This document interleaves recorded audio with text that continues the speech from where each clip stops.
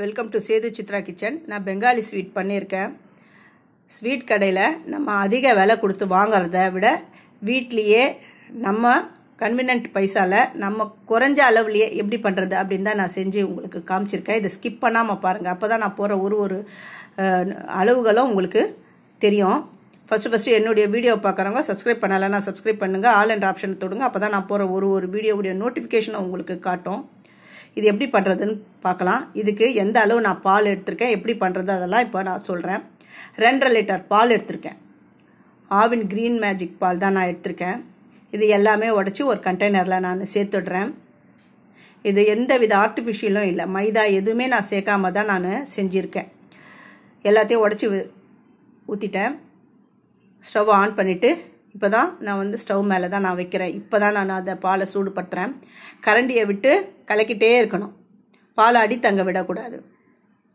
இது கொஞ்சம் கொதி வரா மாதிரி கொஞ்சம் சூடான ஆகிற வரையும் இதை கலந்துட்டே இருங்க. இப்போ கொஞ்சம் சூடாகிடுது பாருங்கள். இந்த டைமில் 1 டம்ளர் தண்ணியை அந்த பாலில் விடுங்க. ஸ்டவ் ஆனில் தான் இருக்குது. கலக்கி விட்டுட்டே இருக்கிறேன். 1 டம்ளர் தண்ணியை நான் இதில் விடுறேன். பால் கொஞ்சம் கொதி வர ஸ்டேஜில் இருக்கணும். அந்த டைமில் தான் தண்ணி விடுறேன். இந்த பாருங்க கொதி வந்துடுது. இப்போ தான் நான் தண்ணி விடுறேன். இப்போது வினிகர் அந்த 1/2 டம்ளருக்கு தான் நான் விடுறேன். இந்த பால் நல்லா உடஞ்சி வரணும். அந்த பன்னீர் தனியாக தண்ணி தனியாக வரணும். அது எப்படின்னு இந்த வீடியோவிலே நான் உங்களுக்கு காட்டுறேன். இந்த பாருங்க தண்ணி தனியாக பன்னீர் தனியாக வந்துடுது. இப்போ இந்த டைமில் என்ன பண்ணோம், வடிகட்டிக்கணும். நல்லா க்ளீனான காட்டன் கிளாத்தில் வடிகட்டிக்கோங்க. இதை நான் இப்போ ஸ்டவ்வில் நான் ஆஃப் பண்ணிட்டேன். இப்போ வடிகட்டிடுறேன். இது ரொம்ப சிம்பிளாக வீட்டில் செஞ்சிடலாம். இது உள்ளே வைக்கிற அந்த பால்கோவா கூட நான் வீட்லேயே செஞ்சது தான். அதையும் நான் என்னுடைய இந்த வீடியோவுடைய டிஸ்கிரிப்ஷன் பாக்ஸில் கொடுக்குறேன். வீட்லேயே ஹோம்மேட் பால்கோவா எப்படி பண்ணுறது அப்படின்னு உங்கள் எல்லாருக்குமே தெரியும். பால்கோவா பாலை சுண்டை வச்சு காய்ச்சி பண்ணுறது அப்படியும் பண்ணலாம். பன்னீராகவும் நம்ம திரிச்சியும் அப்படியும் பண்ணலாம். பால் பவுடர்லேயும் பண்ணலாம். நான் அதெல்லாம் டிஸ்கிரிப்ஷன் பாக்ஸில் கொடுக்குறேன். இப்போது வடிகட்டியாச்சு. தண்ணி மொத்தமாக ஏறணும். இதில் இருக்கிற தண்ணிகள் எல்லாமே தண்ணியெல்லாம் சுத்தமாக இது இருந்துடணும். அந்த அளவுக்கு இதை அப்படியே வச்சுடுங்க. இதை தண்ணிலாம் போயிடுது. இப்போ நான் ஒரு தட்டில் நான் போட்டுடுறேன். பாருங்கள் எவ்வளோ பன்னீர் வந்திருக்கு பாருங்கள். இதை நல்லா தேய்ச்சி எடுக்கணும். சப்பாத்தி மாவு மாதிரி நல்லா தேய்க்கணும். உள்ளங்கையில் வச்சு நல்லா தேய்க்கணும். நான் இதை தேய்ச்சிடுறேன். இது நல்லா தேய்ச்சிட்டு கொஞ்சம் மைதா கொஞ்சம் சேர்ப்பாங்க. நான் மைதா எதுவுமே சேர்க்கலை. கண் முன்னாடியே நான் செஞ்சு காட்டுறேன். இந்த பாருங்கள் இந்த அளவுக்கு அந்த கிரம்பிள்ஸ்லாம் இருக்கக்கூடாது. அதெல்லாம் இல்லாத நல்லா இந்த மாதிரி பலன்னு வரணும். இந்த உருண்டை பிடிச்சா அது அப்படி வீரெல்லாம் வரக்கூடாது. அந்த அளவுக்கு நல்லா இது பாருங்கள் இந்த மாதிரி நல்லா தேய்ச்சி எடுத்துக்கணும். இது தேய்ச்சினாலும் ஒரு 5 நிமிஷம் ஆகும். 5 நிமிஷத்துக்கு நல்லா இப்படி நல்லா தேய்ச்சி எடுத்துருங்க. இப்போ சாண்ட்விச் பண்ணுறது நம்ம சொல்லவே தேவையில்ல. இந்த மாதிரி உருட்டிக்கணும். இந்த மாதிரி உருட்டிங்கன்னா இதை அப்படியே சர்க்கரை பாகில் போட்டு வேக வச்சிங்கன்னா அது ரசகுல்லா. இந்த மாதிரி தட்டிக்கினா இப்போ சாண்ட்விட்ச். அதே மாதிரி எல்லா இதுலேயும் நான் சாண்ட்விட்ச் செஞ்சுக்கிறேன். சின்ன இதுவாக தான் நான் பண்ணியிருக்கேன். ஏன்னா அது வேகும்பொழுது 3 மடங்காக நல்லா பெருசாக ஆகி காட்டும். அது இதில் மொத்தம் 20 பீஸ் வந்திருக்கு. இப்போ சர்க்கரை 2 கப்பு சர்க்கரை எடுத்து அது 3.5 கப்பு தண்ணி நான் இதில் சேர்க்குறேன். சேர்த்துட்டு நல்லா சர்க்கரை நல்லா கரையணும். நல்லா கரைஞ்ச உடனே அதில் சர்க்கரையில் நிறைய அழுக்கெல்லாம் இருக்கும். அழுக்கெல்லாம் எடுத்துடணும். பாருங்கள் சர்க்கரை நல்லா கரைஞ்சிடுது. இப்போ அடுப்பை மீடியமில் தான் நான் வச்சுருக்கேன். இப்போ பால் 2 குழிக்கரண்டி பாலை நான் விடுறேன். ஏன்னா அதில் இருக்கிற அழுக்கெல்லாம் வரணும். பாருங்கள் இதை டிஸ்டர்ப் பண்ணாமல் அப்படியே விட்டுடுங்க. கொதிக்கும் பொழுது பாருங்கள் அழுக்கெல்லாம் வந்துடும். இப்போ ஒரு கரண்டியில் எடுத்துடுறேன். ஜல்லி கரண்டியை எடுத்து டீ வடி கட்டுறதில் தான் எடுத்து இந்த அழுக்கெல்லாம் எடுத்துடுறேன். நான் எடுத்தாச்சு. இப்போ இது கொதிக்கும் பொழுதே அந்த தட்டி வச்சிருக்கிற அந்த பன்னீரெல்லாம் இதில் சேர்த்துடணும். சேர்த்து நல்லா கொதிக்க விடணும். ஒரு 15 நிமிஷம் டிஸ்டர்ப் பண்ணாமல் அப்படியே விட்டுடணும். அப்பப்போ திறந்து என்ன பண்ணணும், இந்த தண்ணி அது மேலே விடணும். பச்சை தண்ணியை ஏன் அப்படி விடணும்னா, ஏன்னா அது சிரப்பாக ஆகக்கூடாது. அந்த சர்க்கரை தண்ணி பாகம் ஆகக்கூடாது. அதுக்காக தான் தண்ணியை அப்பப்போ விடணும். அப்படி விடும் பொழுது அந்த கொதிக்குது பாருங்க, அதுவும் அடங்கக்கூடாது, அந்த கொதிச்சுட்டே தான் இருக்கணும். இந்த மாதிரி ஸ்டேஜில் தான் இது பண்ண பாருங்க. இது 2 மடங்கா பெருசாகிடுது. இன்னும் ஒரு 15 நிமிஷம் ஆயிடுது. இப்போவே 10 நிமிஷம் ஆகிடுது. இன்னும் 5 நிமிஷம் கழிச்சு பாருங்க 3 மடங்கா ஆகிடுது.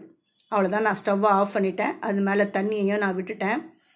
இப்போ அந்த சூடுலாம் ஆறணும் பாருங்க. 3 மடங்கு எவ்வளோ பெருசாக வந்திருக்கு பாருங்க. இது நல்லா ஆறி வரணும்.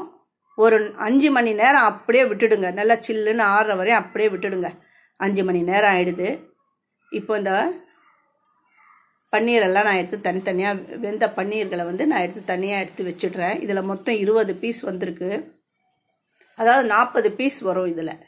நீங்கள் இதே கடையில் வாங்க போனீங்கன்னா ரொம்ப விலை ஜாஸ்தி. ஒரு 1/4 கிலோ வாங்க போனீங்கனாலுமே எப்படி இருந்தாலும் 250 ரூபாய்க்கு மேலே இருக்கும். இது நடுவில் கட் பண்ணிக்கணும். கடையில் எப்படி பண்ணுறாங்களோ அதே மெத்தடு தான். நீங்கள் மெனக்கெட்டு போயிட்டு கடையில் வாங்குறத விட இதை சிம்பிளாக நம்ம வீட்டிலே கடகடன்னு பண்ணிடலாம். பாலை திரிச்சிட்டு அதை இந்த மாதிரி திரட்டி பண்ணிடலாம். இவருங்க கட் பண்ணுறேன் பாருங்க. நடுவில் கட் பண்ணணும், சரி சமமாக கட் பண்ணணும்.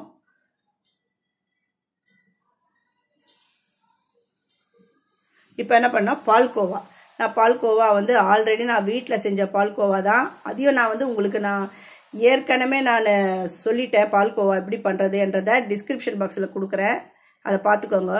இது மஞ்சள் தான், வீட்டில் யூஸ் பண்ணுற மஞ்சள். அந்த மஞ்சளில் கொஞ்சோண்டு அந்த சுகர் சிரப்பு போட்டு கலந்து அதை தான் இந்த பால்கோவாவில் நான் விட்டுருக்கேன். எல்லாத்தையும் 20 துண்டாக நான் பிரிச்சுடுறேன். இப்போது கட் பண்ணி வச்சுருக்க அந்த சாண்ட்விச் நடுவில் அந்த பால்கோவாவை வச்சிடணும்.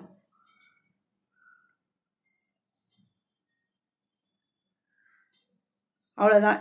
இப்படி தாங்க பண்ணணும். அதே மாதிரி எல்லாத்துலேயும் நான் பால்கோவாவை வச்சிடுறேன். வச்சுட்டு நான் உங்களுக்கு காட்டுறேன். இது சில்வர் ஷீட். இது கடைகள்லாம் எல்லா கடையிலையும் கிடைக்குது. அப்படியே மேலே ஜாக்கிரதையாக பண்ணுங்க, இல்லைன்னா கையில் ஒட்டிக்கும். இந்த கடையில் எப்படி பண்ணுறேன், இந்த கடை மெத்தடில், ஸ்வீட் ஸ்டால் மெத்தடில் பண்ணுறதுனால நான் சில்வர் பேப்பரை நான் அப்ளை பண்ணியிருக்கேன். கட் பண்ணி காட்டுறேன் பாருங்க. செமையாக வந்திருக்கு பாருங்க, சூப்பராக வந்திருக்கு. இப்போ எல்லாத்தையும் நான் கட் பண்ணுறேன். மொத்தம் 20 பீஸ் வந்திருக்கு.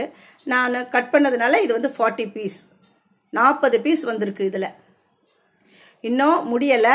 ஒரு ஃபைனல் டச் அது இருந்தால் அப்படியே ஸ்வீட் கடையில் எப்படி இருக்குதோ அதே மாதிரியே வந்துடும். அது எப்படின்னு நான் அடுத்தது நான் சொல்கிறேன் பாருங்கள். எல்லாம் நான் கட் பண்ணி அடுக்கி வச்சுட்டேன். எதுனா அந்த செர்ரி பழம், இதை குறுக்க கட் பண்ணிக்கோங்க. அந்த நீட்டாக அப்படி கட் பண்ணிவிட்டு அதுக்கு மேலே வச்சுடுங்க. அந்த ஸ்வீட் மேலே வச்சிட்டிங்கன்னா அவ்வளோதான், முடிஞ்சுது. ஃபினிஷிங் டச் முடிஞ்சிடுது. சூப்பராக சாண்ட்விச் ரெடி ஆகிடுது. நீங்கள் இதை உங்கள் வீட்டில் செஞ்சு பாருங்கள். செஞ்சு பார்த்துட்டு எனக்கு எப்படி இருந்தது கமெண்ட் பண்ணுங்கள். இதை நீங்கள் உங்கள் வீட்டில் செஞ்சு பார்த்துட்டு எனக்கு ஃபோட்டோவும் ஷேர் பண்ணி விடுங்க. தேங்க்யூ.